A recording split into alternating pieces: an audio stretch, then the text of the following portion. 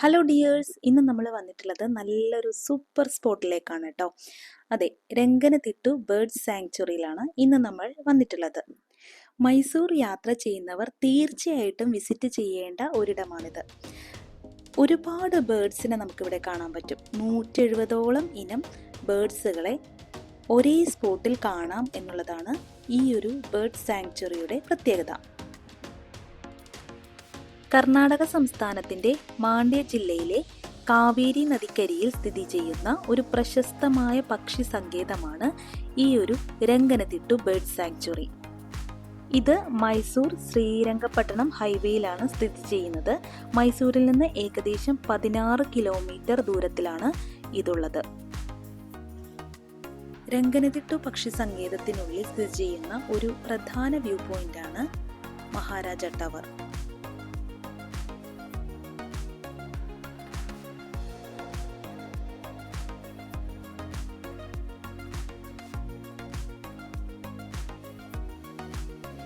ശരിക്കും പറഞ്ഞാൽ ഈ ഒരു വ്യൂ പോയിന്റിൽ നിന്ന് നമുക്ക് ഒരുപാട് പക്ഷികളെ കാണാൻ പറ്റും.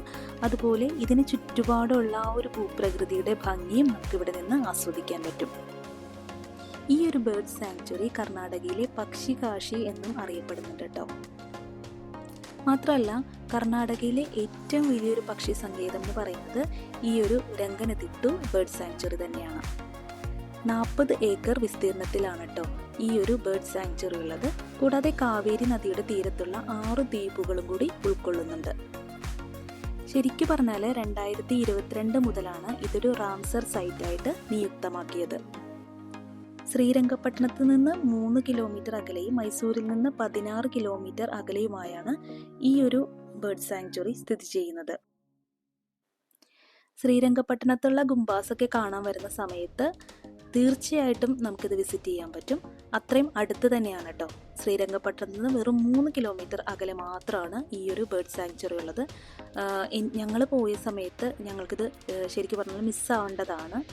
രണ്ടാമത് ഞങ്ങൾ ഇവിടെ വിസിറ്റ് ചെയ്യുകയായിരുന്നു ചെയ്തത് കേട്ടോ.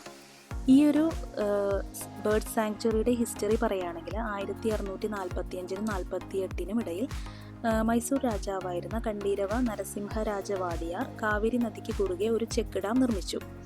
അതിൻ്റെ നിർമ്മാണമാണ് കുറേ ദ്വീപ സമൂഹങ്ങൾ രൂപപ്പെടാൻ കാരണമായത്. ഏകദേശം 25ഓളം ദ്വീപുകൾ ഉണ്ടായിരുന്നു ആ ഒരു സമയത്ത്.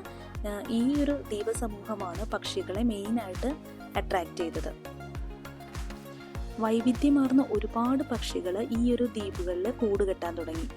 അങ്ങനെയാണ് ഇത് അവരുടെ ഒരു കൂടുകെട്ടൽ കേന്ദ്രമായി മാറിയത്. ഓർണിത്തോളജിസ്റ്റ് ആയിട്ടുള്ള സലീം അലിയുടെ നിരീക്ഷണത്തിലാണ് ഇത് മനസ്സിലായത്. പിന്നെ അദ്ദേഹം 1940 മൈസൂർ രാജാവിന് ഈ പ്രദേശം ഒരു സംരക്ഷിത പ്രദേശമായി പ്രഖ്യാപിക്കാൻ പ്രേരിപ്പിക്കുകയായിരുന്നു. ഇവിടെ ശരിക്കും പറഞ്ഞാൽ ഡിസംബർ പകുതി മുതലാണ് ശൈത്യകാലം ആരംഭിക്കുന്നത്. ആ ഒരു സമയത്താണ് 40,000ഓളം പക്ഷികൾ ഈ ഒരു രംഗനതിട്ടുവിൽ ഒത്തുകൂടുന്നത്. ചിലത് സൈബീരിയ, ലാറ്റിൻ അമേരിക്ക, വടക്കേ ഇന്ത്യയുടെ ചില ഭാഗങ്ങൾ എന്നിവിടങ്ങളിൽ നിന്നാണ് ഈ ഒരു ദേശാടന പക്ഷികൾ ഇവിടെ എത്തിച്ചേരുന്നത്. ജനുവരി, ഫെബ്രുവരി മാസങ്ങളിൽ 30-ലധികം ഇനം ദേശാടന പക്ഷികളെ ഇവിടെ കാണാൻ സാധിക്കും.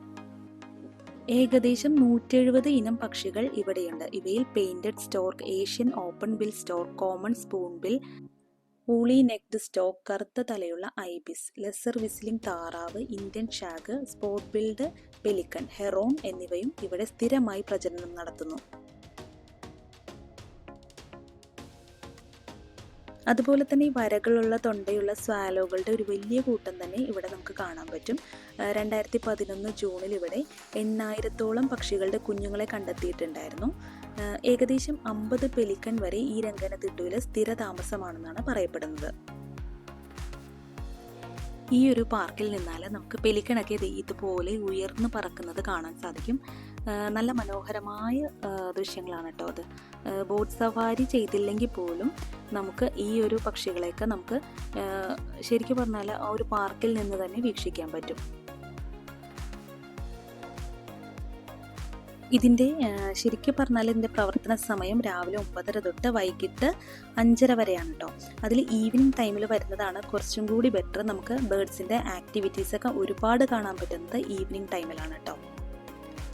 അതുപോലെ ഇതിലേക്കുള്ള എൻട്രി ഫീ പറയാൻ ഞാൻ വിട്ടുപോയിട്ടുണ്ടായിരുന്നു. 75 രൂപയാണ് കേട്ടോ മുതിർന്നവർക്ക്. കുട്ടികൾക്ക് 25 രൂപയുമാണ് ഇതിലേക്കുള്ള എൻട്രൻസ് ഫീ വരുന്നത്.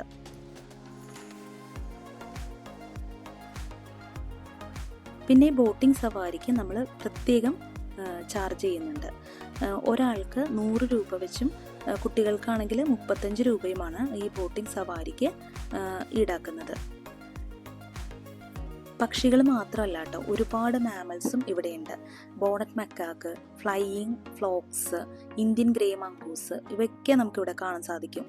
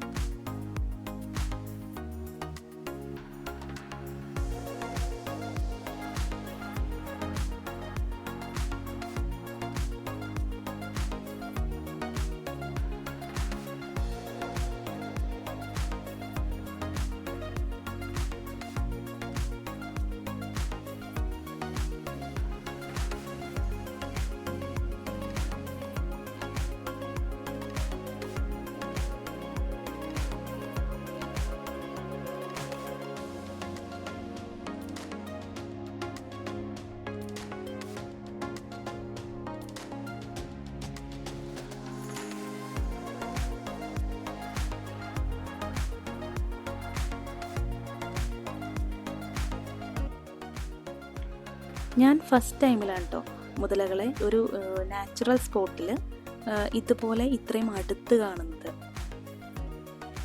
സൂവിലൊക്കെ നമ്മൾ കണ്ടിട്ടുണ്ടെങ്കിലും നിശ്ചലമായി കിടക്കുന്ന മുതലകളെയൊക്കെയാണ് സൂവിൽ നമ്മൾ കണ്ടിട്ടുള്ളത്. പക്ഷേ ഇത് അവരുടെ ആ ഒരു ആവാസ വ്യവസ്ഥയിൽ തന്നെ നമുക്ക് കാണാൻ പറ്റുകയാണ് ചെയ്യുന്നത്. അപ്പോൾ ബോട്ട് തുഴയുന്ന ചേട്ടൻ പതുക്കെ ആ ഒരു കാലിലിട്ട് ഒരു ചെറിയൊരു തട്ട് കൊടുത്തായിരുന്നേ. അപ്പോൾ ഈ മുതല ഇതുപോലെ വാ പൊളിച്ചിരിക്കുന്ന ഒരു സീനാണ് കാണുന്നത്. കുറേ നേരത്തേക്ക് അങ്ങനെ തന്നെ നിശ്ചലമായിട്ട് നിൽക്കുകയായിരുന്നു മുതല. ഭയങ്കര എക്സൈറ്റഡ് ആയിരുന്നു കേട്ടോ ബോട്ടിലുള്ള എല്ലാവരും.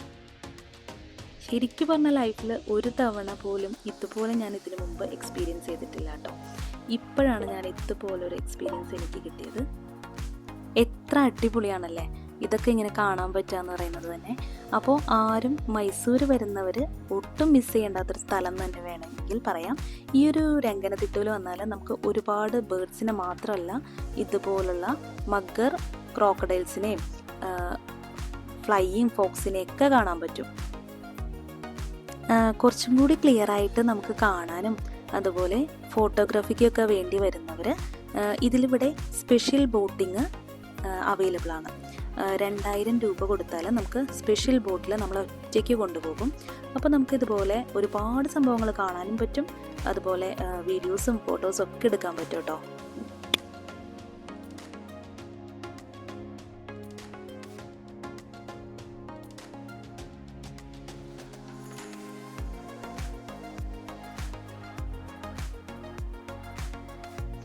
ഫ്രണ്ട്സ്, അപ്പോൾ നിങ്ങൾക്ക് ഈ രംഗനത്തിട്ടയിലെ വിശേഷങ്ങളൊക്കെ ഇഷ്ടപ്പെട്ടു എന്ന് വിചാരിക്കുന്നു. നിങ്ങൾക്ക് വീഡിയോ ഇഷ്ടപ്പെട്ടുവെങ്കിൽ ലൈക്ക് ചെയ്യാൻ മറന്നു പോകട്ടെ. ഇനിയും നല്ല വീഡിയോസായിട്ടൊക്കെ വരാം. സബ്സ്ക്രൈബ് ചെയ്യാത്തവരുണ്ടെങ്കിൽ ഒന്ന് സബ്സ്ക്രൈബ് ചെയ്ത് കൂടി സപ്പോർട്ട് ചെയ്യണേ. അപ്പോൾ താങ്ക് യു ഫോർ വാച്ചിങ്.